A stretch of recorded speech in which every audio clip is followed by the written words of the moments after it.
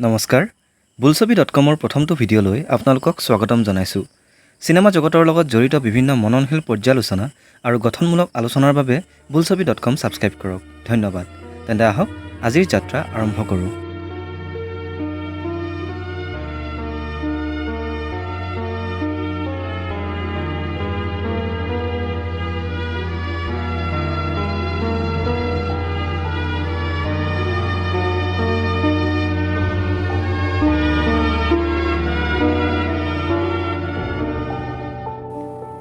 আজিৰ ভিডিঅ'টিত সৰ্বকালৰ এখন অন্যতম শ্ৰেষ্ঠ ছবি দ্য গডফাদাৰৰ ওপৰত কিছু পৰ্যালোচনা কৰা হ'ব। অপৰাধকেন্দ্ৰিক পৰিয়ালত জন্ম হৈ অপৰাধজনিত কাম কাজৰ পৰা নিজকে আঁতৰাই সেইবিলাকৰ পৰা এক নিৰাপদ দূৰত্বত অৱস্থান কৰি সম্পূৰ্ণ এটা বেলেগ জীৱন যাপন কৰিম বুলি ভবা সেই পৰিয়ালৰে এজন সন্তানে যেতিয়া বহুদিনৰ মূৰত ঘৰলৈ যুদ্ধৰ পৰা উভতি আহে, তেতিয়া হয়তো সেই সন্তানে ভাবিব পৰা নাছিল যে মানুহৰ কৰ্ম আদি সকলো সময় আৰু পৰিস্থিতিৰ দাস। পিতৃ তথা জ্যেষ্ঠ ভাতৃৰ কাম কাজ বেয়া পোৱা সেই সন্তান যে এদিন পিতৃয়ে স্থাপন কৰা সেই সাম্ৰাজ্যখনৰ দায়িত্বভাৰ চম্ভালিব লাগিব, সেই কথা সপোনতো ভবা নাছিল। ইটালীৰ কৰ্লিয়ন নামৰ সৰু চহৰ এখনত জন্ম লাভ কৰা ভিটো এনলিনিৰ মাক দেউতাক তথা ভাতৃ সকলোকে সেই চহৰৰে এজন মাফিয়াডনে হত্যা কৰিছিল। ভিটোৱে কোনোমতে সাৰি পলাই গৈছিল আমেৰিকালৈ, য'ত গৈ তেওঁ নাম লৈছিল নিজৰ জন্ম হোৱা কৰ্লিয়ন চহৰখনৰে। আমেৰিকাৰ মাটিত তেওঁ নাম লৈছিল ভিটো কৰ্লিয়নৰ। লাহে লাহে এই নামৰ লোকজন পৰাক্ৰমী হৈ পৰিছিল। এই নামৰ ওজন বাঢ়িছিল। বন্ধুৰ সংখ্যা যিদৰে বাঢ়িছিল তাতোকৈ শত্ৰুৰ সংখ্যা দ্ৰুতগতিত বৃদ্ধি পাইছিল। সকলোৱে তেওঁক গডফাদাৰ বুলিছিল, যি বিশ্বাস কৰিছিল এটা কথাত, keep Euro friends close and Euro enemies closure. উক্ত কথাখিনি 1972 চনৰ বিশ্ববিখ্যাত ছবি দ্য গডফাদাৰৰ। 1969 চনত মাৰিঅ' পুজোৱে লিখি উলিয়াইছিল দ্য গডফাদাৰ নামৰ উপন্যাসখন। বেষ্ট চেলাৰ হোৱা এই উপন্যাসখনৰ আধাৰত এখন ছবি নিৰ্মাণ কৰাৰ মনস্থ কৰিলে পেৰামাউণ্ট পিকচাৰ্ছে। সেই মৰ্মে প্ৰযোজক ৰবাৰ্ট ইভান্সে এই ছবিৰ নিৰ্দেশনা তথা চিত্ৰনাট্য নিৰ্মাণৰ দায়িত্ব দিলে 1970 চনৰ যুদ্ধভিত্তিক ছবি পেটনৰ চিত্ৰনাট্যৰ বাবে অস্কাৰৰ বঁটা লাভ কৰা ফ্ৰান্সিছ ফৰ্ড কপলাক। মাৰিঅ' পুজো আৰু কপলাই দুয়ো মিলি ৰচনা কৰিলে ছবিখনৰ চিত্ৰনাট্যৰ, আৰু সেই ছবি নিৰ্মাণৰ সময়ছোৱাত হয়তো তেওঁলোকে কোনেও ভবা নাছিল যে তেওঁলোকৰ এইখন ছবিয়ে ছবি জগতত এক খলকনি তুলিব। ছবিখন সৰ্বকালৰ এখন সৰ্বশ্ৰেষ্ঠ ছবিৰ মাজৰ হ'ব, কিন্তু কালক্ৰমত সেয়াই হৈছিল, যাৰ বাবে ছবিখনৰ লগত জড়িত সকলোৱে আমাৰ ধন্যবাদৰ পাত্ৰ। আই বিলিভ ইন আমেৰিকা আছিল ছবিখনৰ প্ৰথমটো সংলাপ, যিটো ভয়াৰ্তভাৱেৰে কৈছিল বনাছেৰাই, এজন মৃতদেহ সৎকাৰৰ লগত জড়িত ব্যক্তি। তেওঁ কথাকেইটা কৈছিল গডফাদাৰক, ভিটো কৰ্লিয়নক। গডফাদাৰৰ পুত্ৰীৰ বিবাহৰ দিনাখন তেওঁৰ ওচৰলৈ বনাছেৰা আহিছিল এটা সহায় বিচাৰি, কাৰণ তেওঁ গম পাইছিল পুত্ৰীৰ বিবাহৰ দিনা গডফাদাৰে তেওঁক সহায় কৰিবলৈ মানা নকৰে। বনাছেৰাই আমেৰিকাক ভাল পাইছিল, মিলি গৈছিল তাৰ বতাহ মাটিৰ লগত, কিন্তু এদিন এজন আমেৰিকানে তেওঁৰ বিশ্বাসৰ মৃত্যু ঘটাইছিল। সেয়েহে তাৰ পুতক তুলিবলৈ তেওঁ সহায় ভিক্ষা মাগিছিল ভিটো কৰ্লিয়নৰ ওচৰত। বনাছেৰাই ইয়াৰ বিনিময়ত যিকোনো কাম কৰিবলৈ বা ধন দিবলৈ প্ৰস্তুত আছিল, কিন্তু কৰ্লিয়নে বিচাৰিছিল বন্ধুত্ব, আৰু এদিন হয়তো তেওঁ সেই বন্ধুৰ ওচৰলৈ আহিব সহায়ৰ হাত বিচাৰি। হয়, এটা ৰাতি সেই গডফাদাৰ ওচৰ চাপিছিল সেই বন্ধু বনাছেৰাৰ সহায় বিচাৰি, এটা সৰু সহায়। হলিউডৰ ছবি নিৰ্মাণৰ ক্ষেত্ৰত এক বিপ্লৱৰ সূচনা কৰা এই ছবিখনৰ স্থান আমেৰিকাৰ ছবি জগতত চিটিজেন কেনৰ পাছতে।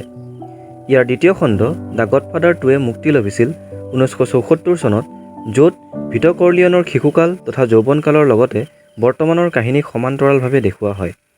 এই দুখন ছবিয়ে 70ৰ দশকৰ ছবি জগতত এক ধৰণৰ বিপ্লৱৰ সূচনা কৰিছিল।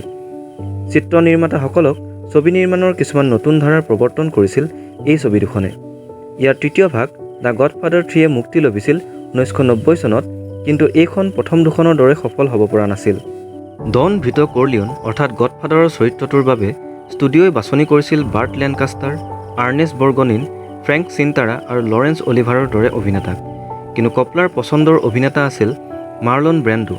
সেই সময়ত ব্ৰেণ্ডোৰ অভিনয় জীৱনৰ নৌকাখন ডুবি আছিল, আৰু তেওঁ যেন সেই পানীত ককবকাই আছিল। তেওঁক প্ৰয়োজন হৈছিল এখন সহায়ৰ হাতৰ। সেয়েহে ষ্টুডিঅ'ই কপলাৰ এই সিদ্ধান্ত একেবাৰতে মানি ল'ব পৰা নাছিল, কিন্তু কপলা আছিল নিজৰ সিদ্ধান্তত অটল। তেওঁ ব্ৰেণ্ডোলৈ আগবঢ়াইছিল সহায়ৰ এখন হাত। কপলাই ব্ৰেণ্ডোক এটা স্ক্ৰীণ টেষ্ট দিবলৈ সৈমান কৰোৱালে। ব্ৰেণ্ডোৰ চুলিখিনি পাছলৈ ফণিওৱালে, মুখত অলপ মেকআপ কৰালে, যাতে তেওঁৰ চকুত এক গাঢ়তা দেখিবলৈ পোৱা যায়, আৰু কৰ্কশ কণ্ঠেৰে মাৰ্লন ব্ৰেণ্ডোৱে সেই স্ক্ৰীণ টেষ্টেৰে যেন ছবি জগতলৈ পুনৰ ঘূৰি অহাৰ ইংগিত দিছিল। 47 বছৰীয়া ব্ৰেণ্ডোৰ সেই স্ক্ৰীণ টেষ্ট চাই প্ৰযোজকসকলে কপলাক সেউজীয়া সংকেত দিয়াৰ বাহিৰে আন উপায় নাছিল। ভিটো কৰ্লিঅনৰ পুত্ৰসকলৰ চৰিত্ৰ বাছনিৰ ক্ষেত্ৰতো কপলাই প্ৰযোজকসকলৰ লগত যুঁজিবলগীয়া হৈছিল। প্ৰযোজকসকলৰ পচন্দৰ অভিনেতা আছিল জেক নিকলছন, ৱাৰেন বেটী, ৰবাৰ্ট ৰেডফৰ্ড আদি। আনহাতে কপলাই বাছনি কৰিছিল জেমছ কান, ৰবাৰ্ট ডুভেল আৰু জন কেজেলক ক্ৰমে ছনী কৰ্লিঅন, টম হেগাৰ আৰু ফ্ৰেংকি কৰ্লিঅনৰ চৰিত্ৰৰ বাবে। ছবিখনৰ আনটো মুখ্য চৰিত্ৰ মাইকেল কৰ্লিঅনৰ বাবে আকৌ কপলা যুঁজিবলগীয়া হৈছিল প্ৰযোজকৰ সৈতে। কপলাই মাইকেলৰ চৰিত্ৰটোৰ বাবে বাছনি কৰিছিল সেই সময়ৰ এজন অখ্যাত অভিনেতা এল পেচিনোক। কিন্তু প্ৰযোজকসকলৰ মতে পেচিনো আছিল চাপৰ। কিন্তু কপলা অভিনেতা বাছনিৰ ক্ষেত্ৰৰ সিদ্ধান্তত আকৌ আছিল অটল আৰু শেষত তেওঁৰ মতে বাছনি হ'ল ছবিৰ অভিনেতাসকল। কপলা আৰু প্ৰযোজকসকলৰ মাজৰ যুঁজখন ইমানতে অন্ত হোৱা নাছিল। পইচা বচাবৰ বাবে প্ৰযোজকে বিচাৰিছিল ছবিখনৰ সময়ছোৱা 1970 চনৰ সময়ছোৱা হওক, কিন্তু কপলাই বিচাৰিছিল ছবিখনৰ সময়কাল মাৰিঅ' পুজোৰ কিতাপৰ দৰেই দ্বিতীয় বিশ্বযুদ্ধৰ পাছৰ সময়ছোৱা হওক। প্ৰযোজক ৰবাৰ্ট ইভান্স আৰু কপলাৰ মাজত আন বহুতো এনেধৰণৰ যুঁজ হৈছিল, কিন্তু প্ৰায় সকলোকেইখন যুঁজতে বিজয়ী হৈছিল কপলা। ইয়াৰ কাৰণ আছিল ছবিখনৰ অভিনেতা তথা ছবিখনৰ লগত জড়িত ব্যক্তিসকলৰ কপলাৰ প্ৰতি থকা আনুগত্য তথা বিশ্বাস। ইভান্স আৰু কপলাৰ মাজত সংঘাতে এনে এক পৰ্যায় পাইছিলগৈ যে কপলাই ভাবিবলৈ লৈছিল তেওঁক যিকোনো এদিন ছবিখনৰ নিৰ্দেশনাৰ দায়িত্বৰ পৰা বাহিৰ কৰি দিয়া হ'ব। এনে হোৱাৰ কাৰণ আছিল অস্কাৰ বিজয়ী নিৰ্দেশক এলিয়া কাজানৰ ছবি চিত্ৰগ্ৰহণ চলি থকা সময়ত ছবিৰ ছেটত আবিৰ্ভাৱ। মাৰ্লন ব্ৰেণ্ডোৱে উপায়ন্তৰ হৈ প্ৰযোজকৰ আগত নিজৰ চৰ্ত ৰাখিছিল, যদি কপলা গডফাদাৰৰ পৰা বাহিৰ হয় তেন্তে তেওঁ এই ছবিত কাম নকৰে। সৰ্বশেষত পেৰামাউণ্ট পিকচাৰ্ছে ফৰ্ড কপলাক ছবিখন নিৰ্মাণৰ ক্ষেত্ৰত সম্পূৰ্ণ স্বাধীনতা দিছিল। 1972 চনত মুক্তি লাভ কৰাৰ পাছত ছবিখন সকলোৰে চৰ্চাৰ কাৰণ হৈ পৰিছিল। দৰ্শক সমালোচক সকলোৱে ছবিখনক আদৰি লৈছিল। বহুতৰ মতে ছবিখন আছিল 1941 চনৰ চিটিজেন কেনৰ পাছতেই হলিউডৰ সৰ্বশ্ৰেষ্ঠ ছবি, যিটো আজিও বহুতে মানি চলে। মুক্তিৰ 3 মাহৰ ভিতৰতে ছবিখনে 1965 চনৰ দ্য ছাউণ্ড অৱ মিউজিকৰ সেই সময়ৰ সৰ্বাধিক উপাৰ্জনকাৰী ছবিৰ অভিলেখ ভংগ কৰিছিল। ছবিখনৰ সংলাপ দৰ্শকৰ মুখে মুখে শুনিবলৈ পোৱা গৈছিল। ছবিখনৰ সংগীত হৈ পৰিছিল অতিকে জনপ্ৰিয়। ই আমেৰিকাৰ স্বাভিমান ভাৱনাৰ লগত জড়িত হৈ পৰিছিল। কপলাৰ কাহিনী কোৱাৰ ধৰণ আছিল অনন্য। প্ৰথমতে সম্পূৰ্ণ কৰ্লিঅন পৰিয়ালৰ লগত চিনাকি হোৱাৰ সুযোগ দিছে ভিতৰ দুহিতা কনী কৰ্লিঅনৰ বিবাহৰ জৰিয়তে। কৰ্লিঅন পৰিয়ালৰ লগত জড়িত আন আন লোকসকলকো পৰিচয় কৰাবলৈ বিচৰা হৈছে বিবাহখনৰ জৰিয়তে। সেইদৰে ডন ভিটোৰ কৰ্মৰ ওপৰতো এক চমু আলোকপাত কৰিব বিচৰা হৈছে বিবাহৰ মাজে মাজে চলি থকা ডন ভিটোৰ কিছুসংখ্যক লোকৰ লগত হোৱা মেল মিলাপৰ জৰিয়তে। লগতে দেখুওৱা হৈছে ডন ভিটোৰ ব্যক্তিত্বক, গডফাদাৰৰ ব্যক্তিত্বক। পাছলৈ ভিটোক হত্যাৰ চেষ্টা চলোৱাৰ পাছত মাইকেল কৰ্লিঅনে বুজি উঠিছিল পিতৃৰ ওপৰত শত্ৰুৰ আক্ৰমণ ইমান সোনকালে শেষ নহয়। পৰিস্থিতিয়ে বাধ্য কৰাইছিল নিজৰ পৰিয়ালৰ মাজলৈ সোমাই নিজকে পিতৃৰ লগত সময় কটাবলৈ, কাৰণ পৰিয়ালতকৈ ডাঙৰ একো নহয়। অপৰাধৰ জগতখনত কেতিয়াও সোমাব নোখোজা মাইকেলে দুজনকৈ ব্যক্তিক হত্যা কৰি আগজাননী দিছিল নিজৰ আগমনৰ। ভাতৃ ছনীৰ নৃশংস হত্যাকাণ্ডৰ পাছত পিতৃৰ উত্তৰাধিকাৰী ৰূপে একমাত্ৰ সক্ষম ব্যক্তি হিচাপে আছিল মাইকেল, আৰু তেওঁ যে পিতৃতকৈও অধিক নৃশংস তথা ক্ৰূৰ সেই কথাৰ প্ৰমাণ ছবিৰ শেষত দেখিবলৈ পাম।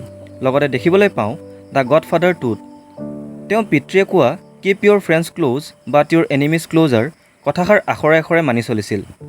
এগৰাকী দক্ষ দবা খেলুৱৈৰ দৰে তেওঁ এজনকৈ আন 4টা পৰিয়ালৰ মূল ব্যক্তিসকলক হত্যা কৰোৱাইছিল। আনকি ককায়েক ছনীৰ হত্যাত জড়িত থকাৰ বাবে নিজৰ জোঁৱায়েক কাৰ্লোক হত্যা কৰোৱাইছিল। পিতৃৰ মৃত্যুৰ পাছত তেওঁ জানিছিল তেওঁৰ পক্ষৰ কোনো এজন লোক আহিব শত্ৰুপক্ষৰ সৈতে বন্ধুত্বৰ হাত আগবঢ়াবলৈ, আৰু সেই তেওঁৰ পক্ষৰ লোকজন হ'ব বিশ্বাসঘাতক। এই কথা মাইকেলে শিকিছিল পিতৃৰ পৰা। যেতিয়া সেই ব্যক্তিজন টেচিঅ' বুলি জানিব পাৰিছিল তেতিয়া তেওঁক হত্যা কৰোৱাবলৈ তেওঁ পিছ হুহুকা নাছিল। মাইকেলে জানিছিল এইবিলাক ব্যক্তিগত সমস্যা নহয়, এইবিলাক আছিল ব্যৱসায়িক সমস্যা। ছবিৰ শেষৰ ফালে মাইকেলে পত্নীকেক মিছা মাতিছিল। সেয়া আছিল মাইকেলৰ গডফাদাৰ হোৱাৰ আৰম্ভণি। ক্লেমেঞ্জাই মাইকেলৰ হাতত চুমা খোৱাৰ দৃশ্য যেতিয়া দৰজাৰ ফাকেৰে দেখিছিল তেতিয়া বুজি উঠিছিল মাইকেলে মিছা মাতিছে বুলি, যিটো আন বহুতো মিছাৰ এটা আৰম্ভণি আছিল। দ্য গডফাদাৰ ছবিখন অস্কাৰৰ 10টা বিভিন্ন শাখাত মনোনীত হৈছিল, যাৰ ভিতৰত বঁটা লাভ কৰিছিল 3টা শিতানত। মুখ্য অভিনেতাৰূপে মাৰ্লন ব্ৰেণ্ডো মনোনীত হোৱাৰ উপৰিও এল পেচিনো, জেমছ কেন, ৰিচাৰ্ড কেষ্টেলেনো মনোনীত হৈছিল শ্ৰেষ্ঠ অভিনেতাৰ বাবে। শ্ৰেষ্ঠ নিৰ্দেশৰ বঁটাৰ বাবে মনোনীত হোৱাৰ উপৰি ছবিখনে লাভ কৰিছিল অস্কাৰৰ শ্ৰেষ্ঠ ছবিৰ বঁটা। ঠিক সেইদৰে লাভ কৰিছিল চিত্ৰনাট্যৰ বাবে শ্ৰেষ্ঠ বঁটা। ছবিখনৰ কাহিনীৰ লগত সকলোতকৈ উল্লেখনীয় দিশটো হ'ল অভিনেতাসকলৰ অভিনয়। মেথড এক্টিঙক জনপ্ৰিয় কৰা মাৰ্লন ব্ৰেণ্ডো ক্ৰূৰ, কঠোৰ তথা এজন বিপদজনক ব্যক্তি হিচাপে আছিল এক কথাত নিখুঁত। উদাহৰণস্বৰূপে তেওঁ কিমান কঠোৰ তথা বিপদজনক সেই কথা আমি চাব পাৰোঁ এটা দৃশ্যৰ পৰা। যেতিয়া জেক ৱল্টেজে ভিটো কৰ্লিঅনৰ প্ৰস্তাৱ প্ৰত্যাখ্যান কৰিছিল, তেতিয়া তেওঁৰ শোৱা বিচনালৈ পঠিওৱা হৈছিল এটা ঘোঁৰাৰ কটা মূৰ, যিটো আছিল কৰ্লিঅন পৰিয়ালৰ এটা সতৰ্কবাণী। আৰু তাৰ পাছতেই দেখুওৱা হৈছে ভিটো কৰ্লিঅনে মুকলি মনেৰে ৰাতিপুৱাৰ সময় পাৰ কৰি থকা, যদিও তেওঁ জানিছিল তেওঁ জেক ৱল্টেজৰ লগত কি কৰিছে। মাৰ্লন ব্ৰেণ্ডোৱে ভিটো কৰ্লিঅনৰ চৰিত্ৰটোৰ মাজেৰে এই সকলোবিলাক ভাৱ অতি সুন্দৰকৈ প্ৰকাশ কৰিছিল।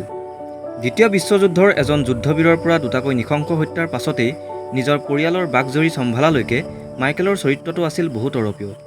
সেই সময়ৰ অখ্যাত এল পেচিনোৱে অতি নিখুঁতভাৱে চৰিত্ৰটো ৰূপায়ণ কৰিছিল। তেওঁৰ চকুত ফুটি উঠিছিল ক্ৰমান্বয়ে গঢ়ি উঠা নৃশংসতা, ক্ৰূৰতা তথা কঠোৰতা। চৰিত্ৰটো যে কালক্ৰমত ব্ৰেণ্ডোৰ চৰিত্ৰটোতকৈও বিপদজনক হ'ব, সেই কথাৰ আগজাননী তেওঁ দিছিল অতি সোনকালেই। সেই অভিনয় আছিল তেওঁৰ সফল অভিনয় জগতখনৰ আৰম্ভণি। সেইদৰে খঙাল ছনীৰ ৰূপত জেমছ কেন, শাৰীৰিক তথা মানসিকভাৱে দুৰ্বল ফ্ৰেংকিৰ ৰূপত জন কেজেল, ডন ভিটোৰ তুলি লোৱা সন্তান তথা ভিটোৰ সোঁহাতস্বৰূপ টম হেগালৰ ৰবাৰ্ট ডুভালৰ পৰা আৰম্ভ কৰি মাইকেলৰ পত্নী কেৰ ৰূপত ডায়ানা কিটোৰ অভিনয় আছিল প্ৰশংসনীয়। নিকৰতাৰ আৱহ সংগীত আছিল ছবিখনৰ সফলতাৰ আন এক চাবিকাঠি। ইটালিয়ান শৈলীৰ সংগীতে ছবিখনক বাৰে বাৰে সংযোগ কৰিছিল আমেৰিকা আৰু ইটালীক। ছবিখনৰ চিনেমাটোগ্ৰাফাৰ আছিল গৰ্ডন উইলিছ। ছবিখনত বহুকেইটা প্ৰয়োজনীয় দৃশ্য বা মুহূৰ্ত আছে, যেনে কনিৰ বিবাহত লাহে লাহে কৰা ডন ভিটো কৰ্লিঅনৰ পৰিয়ালৰ সৈতে চিনাকি, ডন ভিটোৰ ওপৰত গুলীবৰ্ষণ, পৌলিৰ হত্যাকাণ্ড, মাইকেল চল্ছ আৰু মেকলাস্কিক ৰেষ্টুৰেণ্টখনত কৰা হত্যা, ছনীৰ ওপৰত গুলীবৰ্ষণ, টম হেগানে ছনীৰ মৃত্যুৰ বাতৰি ডন ভিটোক কোৱা, ডন ভিটোৰ 5টা মুখ্য পৰিয়ালৰ আগত দিয়া নিজৰ বক্তব্য, ডন ভিটোৰ নিজৰ নাতিয়েকৰ সৈতে বাগিচাত খেলি থাকোঁতে হোৱা মৃত্যু, মাইকেলৰ দ্বাৰা 4টা পৰিয়ালৰ মুখ্য লোক সকলকে ধৰি আন শত্ৰুক কৰা হত্যাকাণ্ড আদি আছিল ছবিখনৰ মুখ্য তথা উল্লেখনীয় মুহূৰ্ত। সকলো ফালৰে পৰাই সম্পূৰ্ণ ৰূপত বহু কম ছবি আমাৰ মাজলৈ আহে। তাৰে ভিতৰত অন্যতম দ্য গডফাদাৰ। অপৰাধ শৈলীক এক নতুন দিশ দেখুওৱা এই ছবিখনৰ তুলনা অতি কম ছবিৰ লগত কৰিব পাৰি। তাৰ ভিতৰত এখন ইয়াৰ দ্বিতীয় খণ্ড 1974 চনৰ দ্য গডফাদাৰ 2, যিখনক বহুতে দ্য গডফাদাৰতকৈ ওপৰত ৰাখিব খোজে। দ্বিতীয় খণ্ডখন আছিল প্ৰথম খণ্ডতকৈ জটিল, নৃশংস তথা বিপদজনক, কাৰণ প্ৰথমখনত চলে 2টাকৈ কাহিনী সমান্তৰালকৈ, এটা ভিটো কৰ্লিঅনৰ উত্থানৰ কাহিনী আৰু আনটো মাইকেল কৰ্লিঅনৰ আৰু বিপদজনক তথা শক্তিশালী হোৱাৰ কাহিনী।